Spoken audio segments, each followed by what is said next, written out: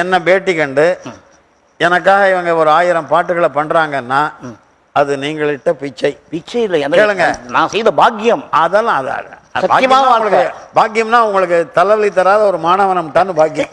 எனக்கு பெரிய அதிர்ஷ்டம் இல்லையாது, அவ்வளவுதான். எனக்கு கவிஞர் வாலிய சார் அவரை பத்தி பேச. கவிஞர் எங்க இருந்து வாலிய கவிஞர் ஆக்கினது நீங்க தானே. அதெல்லாம் எத்தனை பாட்டுகள்னா இப்ப இவ்வளவு தூரம் படவாட்டி பாட்டு கிடக்கிற கண்மோனம் போக்குல, அதுக்கு அப்புறம் பின்னாடி அவங்க சொல்லத்தான் நினைக்கிறேன். அல்லா பாட்டு பல மேடைகள்ல நானே சொல்லுவேன். கவிஞர் கண்ணதாசன் பாட்டு உங்க பேர் சொல்லுவேன். கரெக்ட். அதுல ஒன்றும் ஆச்சரியம் இல்லை.